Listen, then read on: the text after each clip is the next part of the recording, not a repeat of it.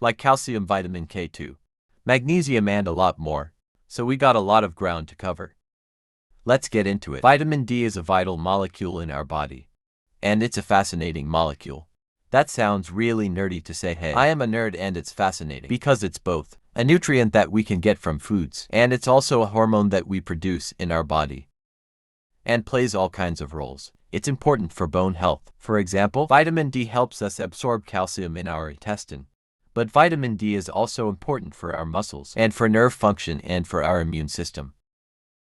And a number of other things. Okay, so how much vitamin D do we need to get per day? Well, most people need about 600 international units.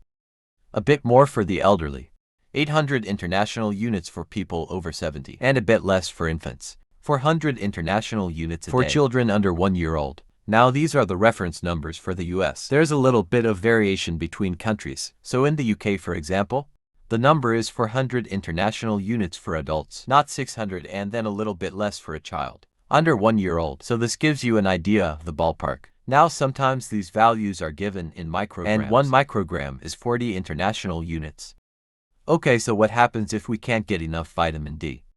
Well, some of the symptoms of insufficient vitamin D intake or vitamin D deficiency include fatigue, bone pain, muscle weakness, muscle aches or cramps, and also mood changes. In the elderly, lack of vitamin D can cause osteoporosis, and in children, it can affect growth patterns and cause rickets or osteomalacia. So these are all bone diseases or bone malformations due to lack of vitamin D.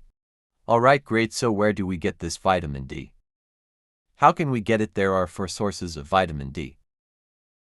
And the first one is our body can make it itself. When ultraviolet light, and specifically UVB radiation from the sun, hits our skin, we can make vitamin D, specifically vitamin D3, and we'll come back to what this means. So our skin takes a metabolite of cholesterol, a form of cholesterol, and makes vitamin D3 from that. When it's exposed to ultraviolet radiation, that form of vitamin D is inactive.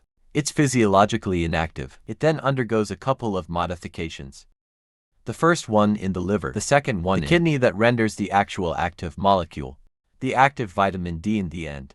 Alright, so how much sunlight exposure are we talking in order to make all the vitamin D we need for a day? This obviously varies depending on your skin tone and how sunny the place is. But just to give you a general idea, in a sunny location with light skin, 5 to 15 minutes of sun exposure daily, or even just a couple times a week, 2 to 3 times a week, can be enough to cover our daily needs. And we don't need to be naked in the sun. Just exposure to the face, arms, and hands can be enough. Now here's an interesting tidbit. If the sunlight comes through the window, it doesn't actually work because glass absorbs UVB radiation. So it needs to be direct exposure. Now when it comes to ultraviolet radiation, this is gonna be a trade-off, right? Cause on the one hand, it allows you to make vitamin D in your skin. On the other hand, there's the risk of skin cancer. I know there's all kinds of stuff on the internet, people arguing that this is a myth, that the sun is natural, so it could never cause anything bad. This has no scientific substance. Ultraviolet radiation is carcinogenic. It is a risk factor for skin cancer. But of course, as always, this is gonna depend on dose of exposure and individual susceptibility. So this is gonna be a judgment call. It's gonna be about personal strategy. I don't wear sunscreen every time I leave the house, but if I go to the beach, or if I go on a hike to somewhere really sunny, right, or sightseeing, and I'm gonna be in the sun for a couple hours, I do try to wear it. Your strategy might be different. You might be stricter than me or less strict, depending on skin type and the characteristics of the place you live. So it's good to know that sunscreen blocks UV. So it's going to protect your skin. It's also going to reduce the amount of vitamin D your skin produces. It doesn't go to zero, doesn't eliminate it, it just reduces it, right? So people who wear sunscreen more often, they have to or they want to, might benefit from getting their vitamin D from other sources in general. With sunlight, I would err on the side of caution, precisely because we have several other sources of vitamin D. So I would avoid sunburns. I would avoid excessive exposure to strong sunlight. Okay, so what are those other sources? Well, the second source, are foods that naturally contain vitamin D. The most concentrated food source is fatty fish, so a piece of salmon or a piece of trout gets you most of the vitamin D you need for the day. Fish oil is also very high. Cod liver oil, for example, contains a boatload of vitamin D. Other animal products like beef liver, egg yolks also contain some, and mushrooms are also high in vitamin D, especially if they've been exposed to UV. Now there's two main types of vitamin D: D2 and D3. Animal foods like fish or egg yolks contain D3. The D3 type, which is also known as cholecalciferol, and mushrooms, for example, contain mainly the D2 type, which is also called ergocalciferol. I know this is a lot of nerdy words for one video, but this way when you see these words in a label, for example, you'll know what they're talking about. Cholecalciferol is D3, ergocalciferol is D2. Okay. So which one is better, D2 or D3? What we know, they both get absorbed. We know they can both raise our blood levels of vitamin D. But D3 seems more potent. Cholecalciferol, the one that comes from animals, it's more potent, it raises blood levels more than D2. D3 might also have more biological activity, so for the same level in the blood, the D3 might be doing some things physiologically that D2 cannot do. Bottom line, I wouldn't rely on mushrooms exclusively for all of my vitamin D. And welcome back to this question of D2 and D3 when we talk about supplements a little later in the video. Alright, I said there are 4 sources of vitamin D. We've covered 2 of them: sunlight and foods that naturally contain vitamin D. The third source are foods that don't contain much vitamin D, originally naturally, but it's added to them during the production process. So this is what we call fortified foods. This includes things like cow milk, plant milk, some breakfast cereals, and orange juice.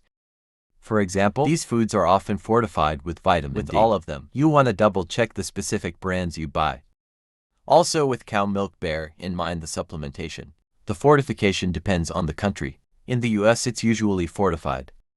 In the UK I believe it is not, so you definitely want to double check for your country and the specific brands you buy. Now bear in mind we talked about 2 types of vitamin D: D2 and D3, and the type that is found in fortified foods actually varies depending on the product. So cow milk, for example, in orange juice usually contain D3. The cholecalciferol. Plant milks usually contain D2. Ergocalciferol, I don't know exactly why. If it's to be vegan, and I don't know why that choice. But that's usually the norm. And they've tested the vitamin D from fortified foods, and it works the same as the vitamin D from foods that naturally contain it. So for the same amount and same type of vitamin D, they behave similarly, absorb the same, raise your blood levels of vitamin D the same. So that's good to know. And similarly, the food matrix, kind of what food you find it in, whether it's from fish, or it's from eggs, or from whatever else, doesn't seem to matter much. Doesn't affect bioavailability. What does matter is the amount of vitamin D and the type that we talked about. But which food it comes from doesn't seem to be a big deal. So most healthy people can get all the vitamin D they need just from the sources we've covered so far: a diverse diet and some sunlight. Now if you live somewhere where there isn't a lot of sunlight, or you spend all your time indoors, then you might not get enough. And that's where our 4th source comes in. And that's supplements. Supplements are also really useful for people who have restricted diets, so lactose intolerance or allergies to fish and seafood, or people who are vegetarians or vegans. In those cases, either the fortified foods or the supplements are recommended, and supplements are also advised for people in specific groups. So children, for example, breast milk is not a reliable source of vitamin D. So children who are breastfed, it's recommended to give them a supplement, and these normally come in drops, and they contain multiple nutrients, and they usually contain vitamin D as well. So you're looking for 400 international units for a child under 1 year old, and then 600 international units above 1 year old. A little bit over is okay. Doesn't need to be exact, but you don't want to be way under or way over. Welcome back to this issue of too much vitamin D in a second. Now for children that are not breastfed, they're usually on baby formula.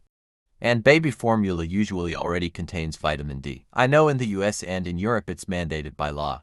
It has contained vitamin D. But of course, double check for your country and your brand. Also bear in mind this is gonna depend on the volume of formula that the baby drinks, right? If he or she is getting a very small amount of formula, for some reason, it might not add up to enough vitamin D. So in those cases, you want to consider getting the supplement on the side. Above 1 year old, it's recommended to supplement with vitamin D for all children all the way up to 18 years old. And that's because there's evidence for this age range that vitamin D supplementation improves bone health, so reduces the risk of rickets and osteomalacia and these things, and also seems to reduce respiratory infections for this population. And it's not even recommended to measure the levels of vitamin D of the child before starting the supplement. They just recommend what's called empiric supplementation, so just give the supplement to anyone under 18. And welcome to this question of the measurement of the blood level, because this is really interesting, and this has been a bit of a paradigm shift in this field very recently. Okay, so that's children and then the elderly. Anyone over 75 years old, it's recommended to supplement with vitamin D as well. That's because with age, our skin loses some of its ability to produce vitamin D. When exposed to sunlight, also with age, people often go outside less. They're less exposed to sunlight. They also often start eating less, and start eating less well. And so for all those reasons, supplementing with vitamin D is a good idea. And there's evidence in this population, this age range, that vitamin D supplementation can reduce mortality and reduce the risk of bone fractures, breaking bones, and also, it's not necessary to measure. Anyone over 75 has indication. Empiric supplementation, and remember, the daily needs for the elderly are around 800 international units a day. So you're looking for supplement around that range. Maybe a little bit more for maybe safety. 1,000 or 2,000 international units, that ballpark. Alright, so we covered children. We covered the elderly third group that has indication. For vitamin D supplementation are pre-diabetics, specifically what they call high-risk pre-diabetics, which just means that they're a bit more stringent with the metrics, as so high fasting glucose is not enough. But for example, high fasting glucose and high hemoglobin A1C, both elevated both in the pre-diabetic range, would classify somebody as a high-risk pre-diabetic. So those people have an indication for vitamin D supplements because it's been shown to reduce the risk of progressing to full-blown diabetes if you're pregnant. You also have automatic indication for vitamin D supplements. That's because in that population, it's been shown to help prevent a lot of issues that can happen in pregnancy, like preeclampsia, low birth weight, intrauterine death, just a lot of problems that can sometimes occur in pregnancies. Now, if you're breastfeeding, it's a bit more of a gray area. Some countries automatically recommend vitamin D supplementation for the mom during that stage. In the US, the latest vitamin D guidelines don't give breastfeeding moms an automatic indication, although often in that stage, moms are taking a multivitamin. That usually includes vitamin D anyway. Other groups that have indication to supplement with vitamin D are people with specific conditions. Conditions, for example, that manifest with male absorption, where you have difficulty absorbing nutrients from your gut, so things like celiac disease, cystic fibrosis, inflammatory bowel. Also people who have undergone certain surgeries, like gastric bypass, or surgeries where a part of the intestine is removed, and so it affects absorption. People with osteoporosis, people with hypocalcemia, very low levels of calcium in the blood. People with kidney diseases have indication as well. So these are all conditions that can affect the metabolism of vitamin D. Other than that, those groups we just covered, the latest guidelines don't recommend vitamin D supplementation for the population at large. For healthy adults, let's say, they're not saying you can't do it. They're not saying please don't do it. You should not do it, it's dangerous. They're just saying there isn't very compelling evidence to tell everybody to go supplement. There's plenty of uncertainty though. There's plenty of gray areas, and going over both these guidelines in a lot of the trials and a lot of the that studies the guidelines are based on, it's obvious that there's many areas where the level of certainty is not very high. There isn't a lot of work done for specific populations, and so these are things that might change in the future. It's possible, and the authors of all these studies and all these guidelines are very honest. They're very forthcoming with areas of uncertainty, levels of certainty, and where it's low. For example, there's some trial data suggesting that vitamin D supplementation may reduce the risk of dying of cancer. not the risk of getting cancer in the first place. We don't see much effect there, but a small reduction in the risk of dying of cancer. Plenty of limitations to those data as well. This is why they don't jump to saying, everybody go take it so. This may or may not pan out in the future with more research. So you see how this is kind of a judgment call. It's a gray area, it's not black and white. And important to also point out that we don't see a lot of downsides. We don't see a lot of adverse effects of vitamin D supplementation at moderate doses, right? 1,000 to 1,000 international units or less than that. So I think the more someone is really healthy and getting plenty of vitamin D from their diet or from their lifestyle, the weaker the argument to tell that person to go supplement vitamin D. But when in doubt, if someone has a condition that may affect your vitamin D metabolism, or if they're not sure if they're getting enough, they have some limitation or some constraint, I lean towards just supplement with a moderate dose, because we don't see a lot of downsides. Okay, I keep saying moderate dose. Why am I harping on that? Because we can get too much vitamin D. And excess vitamin D is toxic.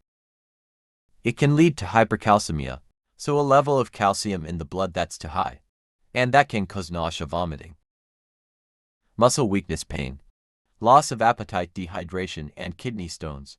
In extreme cases, vitamin D toxicity can cause kidney failure. It can cause calcification of soft tissues. It can cause cardiac arrhythmias. It can even cause death if serious enough. Now, excess vitamin D pretty much always is gonna come from megadosing supplements. You can't get too much from the sun. Your body regulates how much it produces in the skin, so that's not gonna happen. It's also really hard to get massive amounts from the diet, unless there's some crazy fad diet out there, like chugging bottles of cod liver oil, or something like that. The internet never ceases to amaze us. So there is a specific value that they've set up as the maximum, what they call the tolerable upper intake value. And that's 4,000 international units a day. That's for adults. For children, the maximum is even less. You can see this table. Under 8 years old, the maximum is lower. And then starting at 9 years old, at any adult age, the maximum is 4,000. And that's 4,000 total, like from all sources combined. So from the sun, from your food, your supplements. So the danger here is taking a very large amount from a supplement, like 5,000 a day or 10,000 or even more consistently over time. If you take it once, it's whatever, but consistently, taking that for an extended period of time, that's when it becomes a concern. So just be careful with content and influencers out there telling you to take massive doses daily, for God knows what reason. There's even evidence that very high doses might be worse for bone density, maybe even for fractures. Higher risk of fractures when taking a very high dose, like 10,000 international units a day, consistently over a long period of time. So it's not as simple as, oh, this nutrient is good, so let me just slam as much as I can. The more the merrier. Biology doesn't work that way. Now in medicine, there's always an exception, so it's possible in some specific conditions that your doctor may want to prescribe a higher dose. If someone is really depleted and for temporary period, you get a higher dose, and then later you scale back down to maintain. That's possible. Or someone has malabsorption, and you're giving them a higher dose to try to trump that. Okay, specific context, right? But in general, 1,000 international units to 1,000 international units a day is plenty. Okay, just a touch on price real quick. Vitamin D supplements have become incredibly affordable. I got some vitamin D drops a while back, and it's good for a year. It's like a year's worth for one person, and it costs like 5 years. $5. They're worth about the same right now.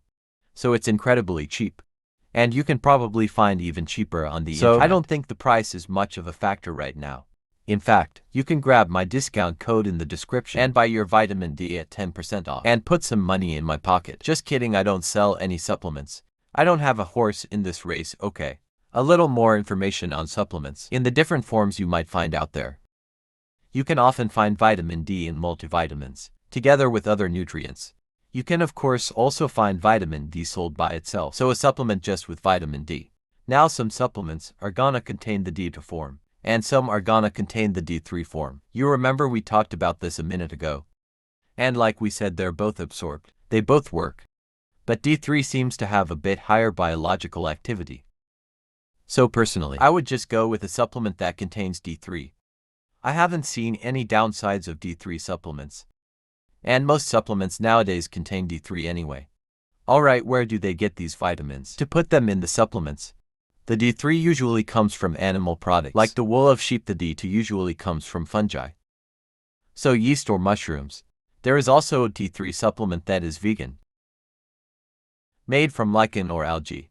So for people who prefer vegan supplements, just know that there is a D2 and a D3 form out there. They're all commercially available. Okay, so how should you take your vitamin D? This is really interesting because the advice you'll normally hear is that you should take the vitamin D supplement together with a meal that contains some fat, because vitamin D is a fat-soluble vitamin, so that's gonna make absorption better. But when you look through the actual evidence, this is a little more complicated than that, because they've looked at higher fat and lower fat meals together with the vitamin D, and it doesn't seem to make much of a difference. There's some evidence out there suggesting that the type of fat might make a difference. Maybe monoconcentrate fats raising absorption a bit, and polyunsaturated fats lowering it. This is extremely preliminary, and it might just be splitting hairs. I would just focus on getting enough vitamin D in whatever form you like, and is sustainable for you. Whether you have it with or without some fat doesn't seem to be a big factor. In terms of presentation, there's vitamin D supplements in drops, in capsules and tablets, in gummy bears, in sprays. Those are the main ones out there. Basically, they all work. There's one trial that compares the gummies to the tablets, and they find a little better bioavailability of the gummies. So if it's all the same to you, I guess go with the gummies over the tablets. We don't have trials comparing all of these presentations head to head. I'd say get whichever you like and are gonna take regularly. Now it's good to know that there's another form of vitamin D out there, where the vitamin D is hydroxylated, and they call it calciferdiol. And it's more potent, it's better absorbed, and it bypasses that liver activation step. We talked about this requires a prescription. You can't get it over the counter. So for specific conditions where people have difficulty getting enough vitamin D from regular supplements, your doctor might prescribe this. So it's good to know it exists and what it is. Okay, what's the best frequency to take vitamin D supplements? A lot of people ask me this question. Is it better to take a smaller dose daily, or a larger dose more sporadically? Once a week or every once a month or something? The evidence we have points to the lower dose daily. We don't see any advantage of the large dose more sporadically, and there might be some harms. Maybe a higher risk of fractures for that higher dose more sporadically. Now it's a small effect, and they only have trials for people over 50. For this comparison, so under 50, we don't really know, but if it's all the same to you, go with the lower dose taken daily. The bottom line for this whole section of the video about the 4 sources of vitamin D is, they all work. Vitamin D from the sun, vitamin D from foods, from fortified foods, from supplements, they all work. So, just make sure you get an adequate amount of vitamin D from whatever source you prefer. Okay, let's talk about measuring vitamin D level in the blood. You can absolutely measure it. It's a common test found everywhere, every lab, but the value of this measurement has really become shaky. We used to have these really exact cutoffs to categorize people into deficient, or sufficient, or insufficient in vitamin D. And this used to be a big deal. But these thresholds were defined based on indirect measures from observational studies, and randomized trials over the last few years have not confirmed these cutoffs. What these trials have generally shown is that whether people benefit from receiving the vitamin D supplement or not is not determined by their serum levels before they get the supplement right, what we call the baseline levels. Even people with the lowest levels of vitamin D in their blood, we don't see a special benefit there. So these cutoffs have really been questioned in the latest guidelines, have really been de-emphasized. And this has been a bit of a revolution in this field, because this used to be something kind of fundamental of how we thought about vitamin D levels, so it's not recommended anymore to screen for vitamin D levels in most people, because it doesn't guide the decision. They just recommend the empiric supplementation in those groups that we talked about, regardless of their blood level. Now if you have a specific condition, maybe your doctor still wants to measure your levels. Vitamin D. If you have a G condition or something like that, that affects the vitamin D metabolism. But for the population in general, to screen for vitamin D levels, it's no longer recommended because the evidence to support it is not strong. Okay, there's a couple of great areas, specific populations that I want to touch on. So people with darker skin. Melanin reduces vitamin D production in our skin, so in general, blacks and Latinos tend to have lower vitamin D levels. But this is a little bit of a conundrum, because when you look at actual outcomes, like risk of fractures for example, they're not worse in these populations. Also, when you look at trials when they get a supplement, you don't see an extra benefit. Very similar for obese people. They also tend to have lower levels of vitamin D. And that's because fat tissue can sequester vitamin D, so there's less left for other tissues. But similarly, you don't see worse outcomes, like fractures, in their population. And also when you supplement, you don't see an extra benefit. So these are current puzzles. We don't know exactly what's going on there. And it's another argument that the level of vitamin D in the blood is kind of a very iffy metric. By itself, it doesn't tell us that much, right? But so currently for these populations, it is not recommended to supplement by default, although there isn't that much data specifically looking at these populations, so it's possible that this will change in the future. Here's something else to look out for. Vitamin D supplements, vitamin D pills, will often be hawked on social media with this type of bitch hey. People with low vitamin D have higher risk of this disease, of heart disease, so buy my pills in my online store and dodge a heart attack. This is not a compelling argument, because vitamin D often drops as a result of disease, as a result of sickness, and people with less outdoors activity also have lower vitamin D. So people who just spend more time indoors, so low vitamin D associates with all kinds of diseases, with cardiovascular disease, with depression, with multiple sclerosis, with obesity, but all of these have basically flopped in randomized trials, so giving people vitamin D pills didn't do anything for these conditions. So low vitamin D is often an innocent bystander, not the cause of a lot of these problems. And so popping a pill doesn't do anything. So what you want to see is a trial where the participants receive a vitamin D supplement and the experience of improvement in the condition that's being studied. Now that's a completely different level of evidence, right? It's very much harder to show that. So just keep your eyes peeled for that. That switcher rule that we often see on social media. Don't get me wrong, it's not like vitamin D doesn't do anything. It's all myths. We've already looked at a number of benefits that have been demonstrated in trials. And here's another one: inflammatory bowel disease. Vitamin D supplementation in randomized trials reduces relapse, reduces episodes. So yeah, for some conditions, it bends out, and for others it doesn't. And we have to test, all right. We're getting close to the end here. I want to spend a minute talking about what was the one question people ask me, and that's these other supplements that people sometimes take with vitamin D. So the question was, if I take a vitamin D supplement, do I also need to be taking calcium, or vitamin K2, or magnesium? The short answer is no, most people don't. So I'll make videos specifically about each one of these. Will go into the data in more detail. But basically, calcium supplements make sense for specific situations. If you're at risk of osteoporosis, for example, or you can't get enough calcium from your food for some reason, then supplementing makes sense. So it's not everyone that's taking vitamin D. With vitamin K2, the main question has to do with calcifications. So people ask, does taking a vitamin D supplement cause calcifications of the arteries or the heart valves? And is taking a vitamin K2 at the same time prevent that? And physiologically, this question makes sense because vitamin D increases the absorption of calcium in the gut. So all that calcium floating around has to go somewhere. Maybe some of it will end up lodged in the artery wall or a heart valve or something like that. So I've seen some reports of calcification with extreme doses of vitamin D, like 25,000 units every day. But with moderate doses, trials don't really show increased calcification. Even with high doses, like 10,000 international units a day, we don't see it.